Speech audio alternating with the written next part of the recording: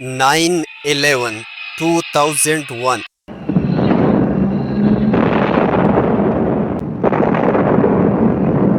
very freedom came under attack. एक तरफ super power America Our very freedom came under attack. और दूसरी तरफ सऊदी अरब की अमीर तरीन शख्स उसामा बिन लादन। अमेरिका की ट्विन टावर उस वक़्त दुनिया की सबसे बड़ी बिल्डिंग थी, जिस तरह आज यूएई का बुर्जुल खलीफा है। आज से 25 साल पहले दुनिया का ये हाल था कि सोवियत यूनियन टूट चुका था और उस वक़्त चाइना की इतनी औकात नहीं थी और अमेरिका दुनिया की one and only super power था, जिसको चैलेंज करने वाला दुनिया में कोई नहीं था। बट अचानक एक आम सी दिन जिसने अमेरिका नहीं बल्कि पूरी दुनिया को बदल कर रख दिया। 11 सितंबर 2001 को 19 लोग अमेरिका के 4 बड़े बड़े जहाज़ों को हाईजैक करने के लिए अलग अलग एयरपोर्ट पहुंच गए और हर जहाज़ को हाईजैक करने के लिए 5-5 लोगों की टीमें बनाई गई, जिसमें हर एक आदमी का अपना अपना रोल था। और ये 19 के 19 लोग मुसलमान थे और उनका ताल्लुक सऊदी अरब, यूएई, लबनान और मिस्र से था।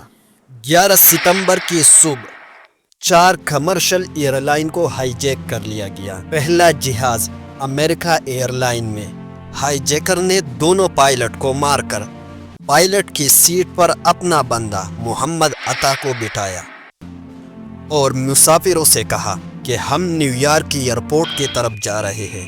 लेकिन मोहम्मद अता ने जहाज को तेजी से वर्ल्ड ट्रेड सेंटर के नॉर्थ टावर से क्रैश कर गया और इसके चंद मिनट बाद मरवान अशई ने अपने साथियों के साथ दूसरी जहाज यूनाइटेड एयरलाइन भी हाईजैक कर लिया और जहाज को लॉस एंजल्स के बजाय न्यूयॉर्क की तरफ मोड़ दिया और फुल स्पीड आकर जहाज को वर्ल्ड ट्रेड सेंटर के साउथ टावर से क्रैश कर गया। तीसरा जहाज जिसे सऊदी सिटीजन हानी हंजूर उड़ा रहा था, इस जहाज को न्यूयॉर्क के बजाय अमेरिका की कैपिटल वाशिंगटन की तरफ मोड़ दिया और ये जहाज दुनिया के सबसे अहम बिल्डिंग में से एक पेंटागन की तरफ बढ़ रहा था और ये बिल्डिंग दुनिया का नंबर 1 इंटेलिजेंस एजेंसी CIA का हेडक्वार्टर था। इस बिल्डिंग से टकराकर क्रैश कर गया। 3 जहाज प्लेन के मुताबिक अपने टारगेट तक पहुंच गए, लेकिन चौथा जहाज जिसे जियाद जर्राह चला रहा था, जब US आर्मी ने उसका लोकेशन ट्रेस किया तो वो वाशिंगटन की तरफ बढ़ रहा था और गालिबन उसका टारगेट अमरीकी पार्लियामेंट था। लेकिन जब मुसाफिरों को किसी तरीके से हाईजैकर के बारे में मालूम हुआ तो उन्होंने मुज़ाहमत शुरू की और जहाज़ अपने टारगेट तक पहुंचने से पहले किसी और जगह क्रैश कर गया। इन सब होने के चंद घंटों बाद वर्ल्ड ट्रेड सेंटर के दोनों टावर ज़मीन बोस हो गए और इस सारे हादसे में 3000 लोग मारे गए और हज़ारों लोग जख्मी हुए और ये हमला अमेरिका से बराह रास्त टीवी पर पूरी दुनिया ने देखा। इस सब होने के बाद अमरीकी सदर जॉर्ज बुश ने ऐलान किया कि ये हमला किसी मुल्क ने नहीं बल्कि एक तंजीम ने कराया है, जिसका नाम अल-कायदा है और इसका लीडर उसामा बिन लादन।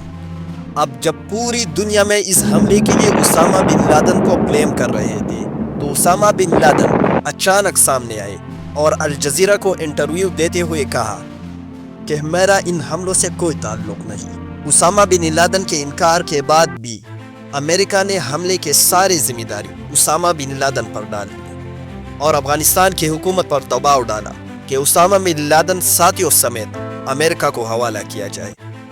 लेकिन तालिबान हुकूमत ने इन सब से इनकार कर दिया और कहा यह काम उसामा बिन लादन का नहीं है। 9/11 के इस वाक़े के 1 महीना बाद अमेरिका ने तालिबान हुकूमत पर हमला किया और इस जंग का नाम रखा वॉर ऑन टेरर। जंग के 3 महीने बाद तालिबान की हुकूमत अफगानिस्तान में ख़त्म हुई।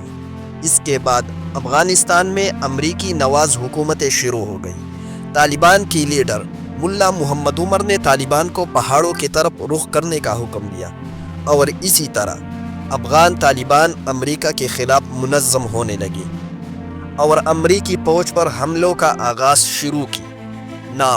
اسامہ بن لادن اس سے پہلے 9/11 کے حملوں میں انوالو ہونے سے انکار کیا تھا، لیکن جب 2004 میں US الیکشن ہو رہا تھا تو اچانک اسامہ بن لادن کے ایک ویڈیو سامنے آئی جس میں اسامہ بن لادن نے 9/11 کے حملوں کی پوری ذمہ داری قبول کی اور امریکہ کو دھمکی دیتے ہوئے کہا کہ وہ دوبارہ بھی ایسا کر سکتا ہے۔ ادھر افغانستان میں امریکہ اور افغان طالبان کے درمیان جنگ جاری تھی اور امریکہ نے اسامہ بن لادن کے خبر دینے پر $25 ملین کا خطیر رقم مقرر کیا تھا، جس طرح پرانے زمانے سے کفار کا دستور رہا ہے۔ تو ایک جرنلسٹ کے مطابق پاکستان کے ایک ریٹائر کرنل اقبال سعید نے امریکی انٹیلیجنس ایجنسی CIA کو اسامہ بن لادن کی لوکیشن کا خبر پہنچائی۔ اس خبر کو کنفرم کرنے کے لیے CIA نے شکیل افریدی کے ساتھ مل کر ایک پیک ویکسین کی مہم چلائی اور CIA نے اسامہ بن لادن کے گھر کا تصویری لینا شروع کی، جس میں ایک دن اس کو ایک لمبا قد کا آدمی نظر آیا جو گھر کے اندر واک کر رہا تھا، اور بالآخر افغانستان کے شہر جلال آباد سے 2 ہیلی کاپٹر پاکستان کے شہر ایبٹ آباد کی طرف روانہ ہوئی اور اسامہ بن لادن کے گھر میں لینڈ ہوئے، اور 40 منٹ کے آپریشن کے بعد اسامہ بن لادن کو مار دیا گیا، اور پھر اس کے باڈی کی پکچر لیے اور اس کے باڈی کو سمندر میں پھینک دی۔ امریکہ کے مطابق اس نے یہ کام اس لیے کیا کہ بعد میں اسامہ بن لادن کے قبر پر کوئی مزار نہ بنا دے۔ اگر ویڈیو پسند آئی تو سبسکرائب ضرور کرنا۔